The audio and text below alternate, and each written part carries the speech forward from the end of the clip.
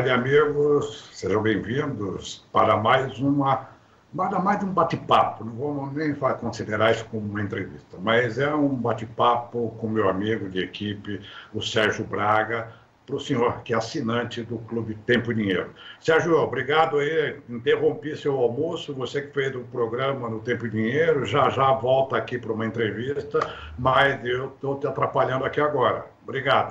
Pelo contrário, eu que te agradeço o convite, estou aqui à disposição. Equipe é para isso mesmo, Giovanni, está sempre a postos para as melhores informações. A gente não pode cessar, né, Sérgio? A gente tem que continuar trabalhando aqui. Sérgio, você que acompanha muito B3, café e boi principalmente, e milho, óbvio. Nós estamos vendo agora, Sérgio, que, como você também acompanha, um ritmo de queda menor da taxa Selic, né? Se imaginava que fosse bater no ano aí em 9,25, em 9,50, mas provavelmente não vai ser isso. O próprio Ministério da Fazenda ontem já elevou a sua perspectiva também de inflação. Pois bem, você acredita que como então o mercado de juros vai começar a ter um ganho? Inclusive eu abordei nisso hoje no nosso quadro Agrofinanças, no programa do Tempo e Dinheiro. Pois bem, você acredita que isso pode subtrair recursos dos investimentos em commodities na B3? Vamos deixar de lado o hedge, porque hedge quem faz é só grande investidor lá dentro, e produtor. O que você acredita, Sérgio? Olha, acho que são dois tópicos aí a serem avaliados, né, Giovanni? Primeiro, essa questão do Campos Neto já dando dicas de que o corte na taxa de juros básicos aí da última reunião que nós acompanhamos para a próxima, no mês de junho agora, não vai ter grandes novidades e isso deixa o mercado já atento à possibilidade até da manutenção da taxa de juros que foi reduzida para 10,5% ao ano, mas isso acaba se tornando atrativa para muitos investidores, né? Lembrando mais uma vez que com uma taxa de juros dessa, os investidores, muitos deles, acabam trazendo recursos de fora ou até mesmo os investidores estrangeiros vêm para cá atrás dessa taxa de juros que continua atrativa. O outro tópico é exatamente essa questão, né? Até quanto e até que momento a autonomia do Banco Central vai ser levada em consideração diante desses últimos episódios com relação à própria economia, a condução da política econômica, a pressão do próprio governo federal nesse sentido, né? A autonomia do Banco Central continua e a taxa de juros ainda sob influência, não só da inflação, que agora deve aumentar, principalmente depois desse episódio que nós tivemos com relação ao Rio Grande do Sul, mas outros custos que o governo vem carregando, principalmente com relação à própria dívida e buscando recursos para poder pagar todos esses embrólios, por dizer assim, que estão sendo colocados na economia. Agora, cá entre nós, a taxa de juros do Brasil ainda continua muito atrativa e certamente, se não houver uma redução na taxa de juros lá dos Estados Unidos, os recursos continuam vindo para cá e, lógico, sempre enxugando de outros mercados em direção ao próprio Brasil. Agora, com relação às commodities agrícolas, já é uma outra etapa, né? Nós temos aí a própria definição no mercado. O mercado sempre oferece também bons momentos para os fundos de investimento, para outras pessoas físicas ou jurídicas na compra de papéis da B3 ou até mesmo no mercado internacional. E aí tem uma dinâmica que está totalmente interligada. Agora, de olho na taxa de juros aqui no Brasil, se vai ser mantida ou não, e de olho na política monetária também dos Estados Unidos, que continua ali na indefinição de uma possível ou de um possível corte de juros por lá. Eu, pessoalmente, acho que o Brasil ainda vai segurar essa taxa de juros nos próximos meses, porque realmente a inflação vai pipocar, vai despontar firme. E você lembrou bem, viu, Sérgio, porque se nós olharmos agora as taxas de juros dos títulos americanos que acabam balizando praticamente todo o mercado, nós estamos vendo ela subir, apesar de que houve um certo desagravamento das tensões no mercado, depois que o nível de emprego nos Estados Unidos em abril ficou mais leve, digamos assim, e a inflação também Nós vimos aí no começo da semana, ficou também pouca coisa abaixo das expectativas.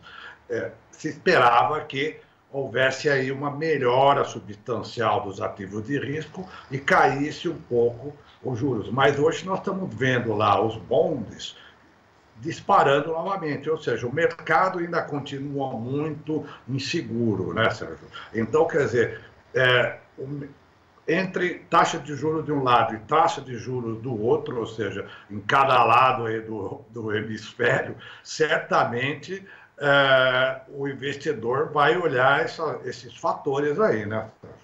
E o mais interessante é que, no caso dos commodities agrícolas, os fundamentos são sempre bem observados. É lógico que tem a atuação dos fundos de investimentos, né, que movem e movimentam esse mercado, é benéfica essa atuação. Agora, o que chama atenção é das operações de carry trade, né, daquelas operações onde você busca empréstimos no exterior a taxas menores e reinveste aos juros aqui do Brasil, né? Isso tem sido uma operação cada vez mais comum e, é lógico, bem rentável para algumas empresas, aí, para alguns fundos, até instituições financeiras que fazem esse tipo de operação. Agora, devolvo a pergunta para você, Giovanni. E os títulos do Tesouro, outros investimentos aqui no Brasil para as pessoas físicas, jurídicas, lógico, que buscam uma alternativa aos ativos aí das bolsas de valores. Eles continuam atrativos? Esses investimentos aqui funcionam ainda e têm uma rentabilidade bem próxima dessa taxa Selic, na taxa de juros aqui no Brasil? Ô, Sérgio, se a gente olhar como houve um esvaziamento da captação de recursos no velho CDB nos últimos 2 meses, e de uma semana para cá voltou a ser atrativo, isso significa o quê? Que as instituições voltaram a oferecer um CDB bem remunerando acima ou no mínimo igual ao CDI, que é o Certificado de Depósito Interbancário. Ou seja, a maioria está pagando hoje o CDB a 110 acima do CDI. Isso ainda é um bom negócio, né? Outra coisa, e por quê? Por conta justamente dessa questão aí dos juros, desde que o Copom cortou a taxa em 0,25 e não 0,50 pp, como se imaginava. Outra coisa, Sérgio, por exemplo, o Tesouro Direto. O Tesouro Direto, ele sofre algumas interferências, sobretudo em relação por conta dos títulos americanos, né? Mas ele continua atrativo. O IPC, o Tesouro Direto, indexado à inflação, ou seja, o IPCA+, está pagando tranquilamente acima de 6,12, 6,30% ao ano acima da inflação. Então, ainda, o mercado de juros, que se imaginava, você lembra muito bem que do começo de ano se imaginava que ele iria ser, ia ser o patinho feio, né, aspas minhas, do mercado, e a Bolsa de Valores iria ganhar atração. Ou seja, continua ainda a renda fixa sendo o porto seguro da maioria dos investidores, viu, Sérgio? Inclusive investidores não necessariamente conservadores, viu? Bom, agora, essa questão até mesmo que tem sido observada, todo produtor, né, todos aqueles que nos acompanham, inclusive, uma máxima que a gente tem aqui no Tempo e Dinheiro, é de que o produtor busque operações aí que protejam o patrimônio, a safra, pré-comercialização, pós-comercialização, né, utilizar todas as ferramentas disponíveis de hedge, enfim, né, tentar travar os preços, né, operações de alta, operações contra a queda. E, lógico, o mercado tem acompanhado essa oscilação do dólar, não, Giovanni? O dólar deve, ou pelo menos se acomodou agora nos últimos dias, né? Também de olho na taxa de juros lá dos Estados Unidos, mas há quem diga que em breve a moeda norte-americana possa voltar a subir diante desse processo todo de regularização, de expectativa de corte de juros nos Estados Unidos. E, lógico, tudo isso é apenas uma expectativa, mas o dólar continua no foco das atenções, né? O produtor sempre tem que ficar atento também à variação da moeda norte-americana, não só na hora de vender, mas também na hora de investir e comprar insumos também, né? Tem que sempre estar atento a essa oscilação cambial, não, Giovanni?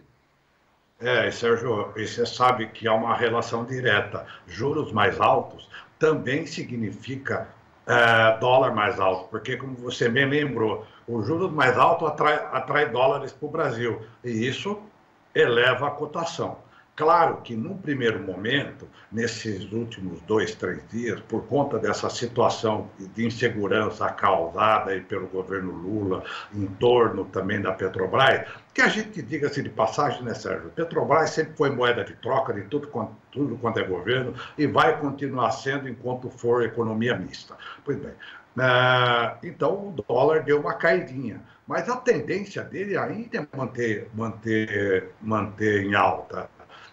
Portanto, o produtor ele vai ter que aproveitar essas pequenas janelas de baixa, como nós estamos vendo agora, para poder fazer as suas relações de troca, né, Sérgio? Porque existe sim uma tendência de alta no mercado cambial. Um outro detalhe também que está me chamando a atenção nos últimos 2, 3 dias, depois que passou todo esse sufoco que foi a situação da Petrobras, a gente viu na própria quarta-feira que a queda da Bolsa do Ibovespa não foi do tamanho que foi a queda da Petrobras. Ontem a mesma coisa, a Petrobras continuou caindo e o Ibovespa até subiu. E hoje o Ibovespa, estou vendo aqui na tela, está caindo apenas 0,11% e o dólar também está caindo. O mercado, Sérgio, está tentando fazer um deslocamento entre bolsa e dólar, né? Por quê? Porque ainda o mercado está tentando enxergar alguma coisa que vai ficar um pouco mais cristalizado na segunda-feira, viu, Sérgio? E aquela máxima, né, que se tem, né? O dinheiro segue o movimento onde é mais favorável, né? Os fundos de investimentos vão atuar naqueles momentos ou naquelas commodities ou naqueles mercados que oferecem uma rentabilidade, às vezes, que imediata, né?